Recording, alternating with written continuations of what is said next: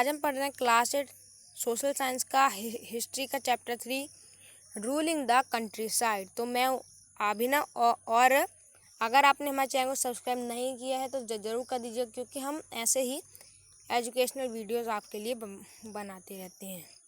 सबसे पहले देखते हैं इंट्रो फ्रेंड्स। तो जैसे फ्रेंड्स हमने पिछले चैप्टर के लास्ट तक देख लिया था।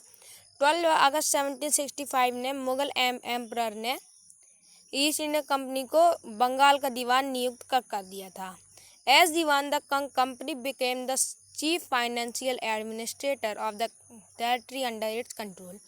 तो ऐसे में दीवानी के तहत उन लोगों को कर वसूलने रेवेन्यू लेने का भी हक मिल गया था। तो ऐसे में उन्होंने कंट्री साइड जो देहात थे उनको भी कॉलोनाइज करने की कोशिश की और नए रेवेन्यू रिसोर्सेज ज़्यादा कर वसूलने की कोशिश की और पीपल के राइट्स को रीडिफाइन करने और जो क्रॉप्स वह है उसको जो क्रॉप्स उनको चाहिए थे वही लेने की कोशिश की। तो सबसे पहले हम देखते हैं रेवेन्यू फॉर द कंपनी। तो फ्रेंड्स कंपनी को जब दीवानी राइट्स मिल गए तो वो and started extracting more and more revenue. तो ऐसे फ्रेंड्स वो बहुत सारा रेवेन्यू लेने लगी और वो बहुत सारे मेजर्स से भी वो बहुत सारी रेवेन्यू लेने लगी, लेकिन वो अभी भी अपने आप को एक ट्रेडर के रूप में देखती थी। 1865 से पहले फ्रेंड्स तो जो कंपनी थी वो इंडिया में जो सामान है वो अपने यहाँ का गोल्ड और सिल्वर ब्रिटेन से इंपोर्ट करके बेचती थी। आप जो बंगाल से रेवेन्यू आता था वह गोल्ड के परचेस के लिए पर्याप्त होता था। तो ये अब सिल्वर गोल्ड की ज़रूरत नहीं पड़ती थी। तो ऐसे पर बहुत सारा कर वसूलने के कारण जो बंगाल की इकोनॉमी जो थी वो अर्थव्यवस्था जो थी उसमें बहुत ही गिराव आया, बहुत ही डीप क्राइसिस हुआ। तो ऐसे जो 1770 में फ्रेंड्स एक बहुत ही टेरिबल, बहुत ही खतरनाक भूखमरी आई, जिससे 10 मिलियन पीपल, जो कि वहाँ की 1/3 पॉपुलेशन थी, वो उनकी डेथ हो गई। तो ऐसे में मैं वो अब कर नहीं चुका पा रहे थे। तो ऐसे फ्रेंड्स कंपनी को भी बहुत नुकसान हुआ।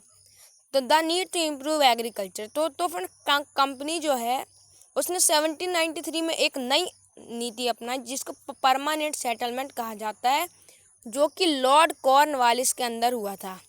तो ऐसे फ्रेंड्स एक निश्चित राशि, एक निश्चित रेवेन्यू निश्चित कर दिया गया था कि कुछ भी हो जाए, चाहे अकाल पड़ जाए या फिर बहुत सारी बारिश हो, तो वह ब्रिटिश को देना जाना चाहिए था और फ्यूचर में कभी भी इंक्रीज नहीं हुआ। तो फ्रेंड्स जो ज़मींदार थे उनको रेवेन्यू का कलेक्टर्स के रूप में देखा जाता था और उनको क्रॉप प्रोडक्शन और सॉइल की फर्टिलिटी, सॉइल की गुणवत्ता के लिए पैसे खर्च करने पड़ते थे। तो फ्रेंड्स लेकिन उनसे ऐसा कहा तो गया था, लेकिन ज़मींदार जो थे वो लैंड के कंडीशन पे ध्यान ना देते हुए खुद बहुत सारा पैसा अपने पास रखना चाहते थे। तो जो राजास और तालुकदार थे उनको ज़मींदार कहा गया था। तो इसी लालच के कारण उन्होंने लैंड रिसोर्स का बहुत एक्सप्लॉयटेशन किया, सॉइल की फर्टिलिटी बहुत ख़राब होती गई। तो फिर इसमें एक और बात ये थी, अगर ज़मींदार वह फिक्स रेवेन्यू नहीं दे पाता था तो उसकी जो ज़मींदारी थी वो किसी दूसरे को दी जाती थी, ऑक्शन कर दिया जाता था उसका। तो ऐसे में जो ज़मींदार थे वो खुद की पोस्ट को कायम रखने के लिए, लैंड के इम्प्रूवमेंट के लिए भी बिल्कुल भी इंटरेस्टेड नहीं थे। ऐसे में क्रॉप एक्सपेंशन के राइज और जो क्रॉप्स के प्राइस थे उनके भी राइज में वो जो ब्रिटिश थे फ्रेंड्स, तो जब तब मौसम बहुत अच्छा था, बहुत अच्छी पैदावार हो रही थी, लेकिन ब्रिटिश का जो रेवेन्यू है, ब्रिटिश का जो पैसा है वो इंक्रीज़ नहीं हो रहा था। तो ऐसे में उनको बहुत सारा नुकसान हुआ। तो उन्होंने इसके लिए एक नई नीति अपनाई जिसको महलवारी सिस्टम और रियोतवारी सिस्टम कहा जाता है। अब अर्ली 19th सेंचुरी में फ्रेंड्स बहुत सारे कंपनी ऑफिशियल्स जो थे उन्होंने बहुत सारे कंपनी ऑफिशियल्स को कन्विंस किया गया कि उनको रेवेन्यू सिस्टम चेंज करना पड़ेगा मैक्सिमम प्रॉफिट पाने के लिए। ये एक इंग्लिश मैन फ्रेंड, इसका इसका आप नाम याद रखिएगा, होल्ट मैकेंजी ने एक नया सिस्टम बनाया जो कि 1822 में इफेक्ट में आया।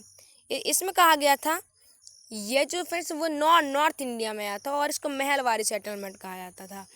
तो वह महलवारी सेटलमेंट जो था फ्रेंड्स, वो विलेज हेडमैन जो गांव का मुखिया होता था, जिसको महल भी कहते थे, उनको रेवेन्यू कलेक्शन का वर्क दिया गया था और जमींदार को नहीं दिया गया था। और इसमें फ्रेंड्स एक बहुत ही इंपॉर्टेंट बात ये है कि रेवेन्यू को फिक्स नहीं किया गया था। ऐसे में रेवेन्यू जो है वो महल कलेक्ट करता था और ब्रिटिश को दे देता था। ये जो friends central part of India, north part of India में आया था। अब है फ्रेंड मुनरो सिस्टम। तो friends British territories in the south, जो कि चेन्नई, तमिलनाडु, केरला का क्षेत्र है, उसमें एक नया सिस्टम आया गया था जिसको रियोतवार सिस्टम या फिर रियोतवारी कहा गया था। उसको कैप्टन अलेक्जेंडर रीड और थॉमस मुनरो ने लाया था, जो कि पूरे साउथ इंडिया में फैल चुका था।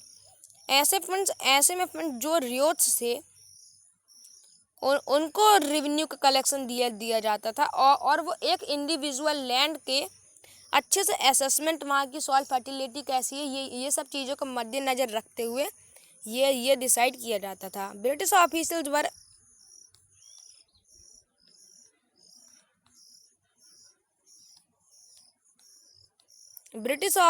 वर appointed to collect the revenue and used coercive method for revenue collection. तो फ्रेंड्स अगर रेवेन्यू नहीं आ रहा है तो वो दूसरे मेथड्स का भी इस्तेमाल कर सकते थे, अपनी फोर्स का भी इस्तेमाल कर सकते थे। लेकिन फ्रेंड्स इसमें भी सब ठीक नहीं था। All was not well. As the desire to increase the income from land, revenue officer fix the revenue rate very high. तो ऐसे में फ्रेंड्स ऐसे में वो ज़्यादा पैसा चाहते थे तो उन्होंने रेवेन्यू रेट जो थे वो बहुत ज़्यादा रख दिए। ऐसे जो पीसेंट्स थे वो अनेबल टू पे, मतलब वो नहीं दे पा रहे थे, तो जो रियोट्स जो थे वो उनकी जो लैंड है उसको ले लेते थे। तो अब पीसेंट्स की मात्रा जो है वो बहुत कम हो गई और जो विलेजेस थे वो डिजर्टेड हो गए, वहाँ का फूड प्रोडक्शन कम हो गया। Peasants were forcefully evicted from land and had to left their places and classes happened at different places. तो ये भारत के कई हिस्सों में हुआ। अब हम देखते हैं फ्रेंड्स क्रॉस वाद यूरोप। तो फ्रेंड्स लेट 18th सेंचुरी तक the company was trying to expand the cultivation of opium and indigo. तो फ्रेंड्स ओपियम से एक ड्रग बनाया जाता है और इंडिगो से कलर मिलता है। तो इसकी डिमांड जो थी वो यूरोप में बहुत ज़्यादा थी। तो ऐसे में ब्रिटिश जो थे वो कल्टीवेटर को अपने पसंद के क्रॉप उगाने को बोल रहे थे, जैसे jute, tea, sugarcane, wheat, cotton, rice India में। तो जो इंडिगो जो था फ्रेंड्स, उसकी यूरोप में बहुत ज़्यादा डिमांड थी। तो ऐसे में इंडिगो कल्टीवेशन पाने के लिए द तीन खटिया सिस्टम वाज इंट्रोड्यूस। तो ऐसे में पीसेंट जो थे फ्रेंड्स उनका 3/20 पार्ट में उनको इंडिगो उगाना ही पड़ता था, भले वो 17/20 में कुछ भी उगा ले। ऐसे में फ्रेंड्स कैश क्रॉप्स और इनके प्रोडक्शन की वजह से उसमें मोस्ट फर्टाइल लैंड पे उगाना पड़ता था। तो ऐसे में बहुत लिटिल फर्टाइल लैंड पे वो खुद की पसंद के क्रॉप बना सकते थे। तो ऐसे में इन क्रॉप्स की वजह से फूड प्रोडक्शन रुक गया। तो friend the rich blue colour was commonly called as indigo, उसको इंडिगो कहते थे और ये डाइंग पर्पस के कारण। तो फ्रेंड 19th सेंचुरी में इंडिया जो था वो इंडिगो का सबसे बड़ा सप्लायर था। तो फ्रेंड्स ये रियोट्स और फार्मर्स का गरीबी का भी बहुत बड़ा कारण था। तो friends why the demand for Indian indigo. तो फ्रेंड 13th सेंचुरी में Indian indigo was being used by cloth manufacturers in Italy, France and Britain to dye cloth को डाई करने के लिए इटली, फ्रांस और ब्रिटेन सबके कारीगर जो है वो लगे हुए थे। Indigo produce a rich blue colour where is the dye from wood. तो वुड जो था वो ब्रिटेन, इटली, फ्रांस में उग तो जाता था, लेकिन वो बहुत पेल कलर देता था, लेकिन जो इंडियन इंडिगो है वो बहुत ब्राइट कलर देता था, वहाँ के रिच लोग बहुत पसंद करते थे। Indigo plantation came up many parts of north America and Mexico. लेकिन फ्रेंड्स वहाँ पे तब बहुत सारे वार चल रहे थे, तो जो ब्रिटिश जो थे वो उन्होंने इंडिया के ऊपर बिल्कुल निर्भर होना शुरू कर दिया था इंडिगो प्रोडक्शन के लिए। हैवी इंडस्ट्रियलाइजेशन इन ब्रिटेन, इसकी वजह से इंडिगो की डिमांड बहुत बढ़ गई। तो जो ब्रिटिश जो थी, तो फ्रेंड्स वो अफ्रीका और इंडिया को ही ज़्यादा यूज़ करती थी अपने इंडिगो के लिए। अब हम देखते British turns into India. The company in India expanded the area under the indigo cultivation to meet the rising demand for indigo in Europe. तो ऐसे में इंडिया को जो 3/20 था उसको उन्होंने बढ़ा दिया। तो जो इंडिगो ट्रेड थे, group commercial agents and officers of company began investing in indigo production.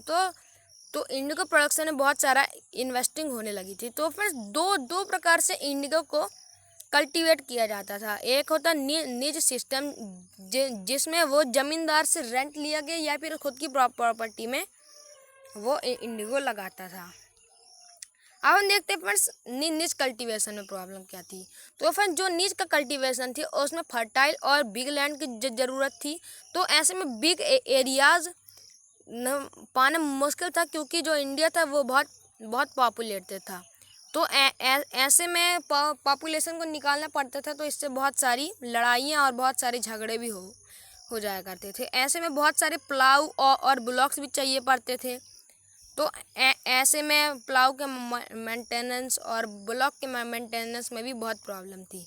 तो ऐसे में अवेलेबिलिटी ऑफ लेबर, काम करने वाले लोगों की अवेलेबिलिटी भी बहुत बड़ी निज कल्टीवेशन में डिफिकल्टी। अब फ्रेंड्स रियोच के लैंड में इंडिगो, रियोती से सिस्टम में फ्रेंड्स जो प्लांटर जो थे वो रियोच को फोर्स करते थे कि एक एग्रीमेंट जिसको सट्टा कहा जाता था उसको वो साइन करे।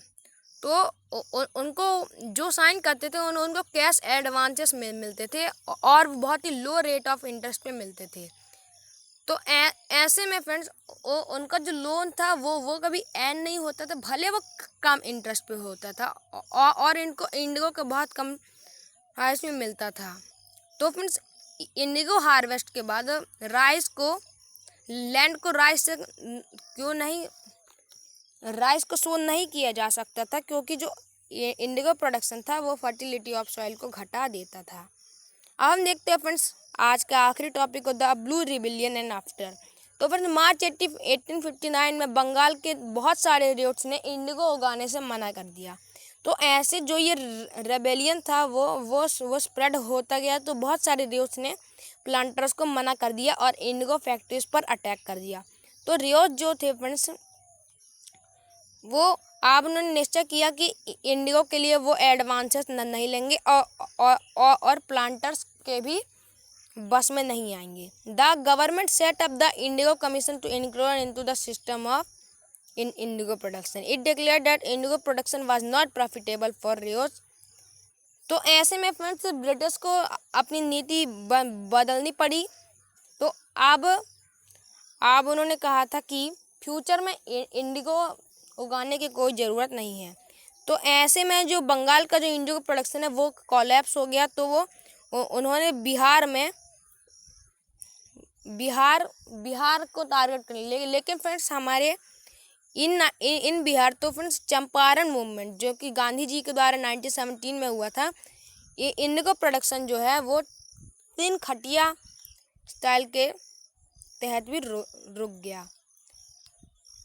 तो फ्रेंड्स ऐसे ही नॉलेजेबल वीडियो पाने के लिए, बड़े बड़े चैप्टर्स का छोटे छोटे वीडियोस में एक्सप्लेनेशन पाने के लिए हमारे वीडियोस को लाइक कमेंट शेयर कर दीजिएगा। Thank you very much. Keep learning with Abhinav.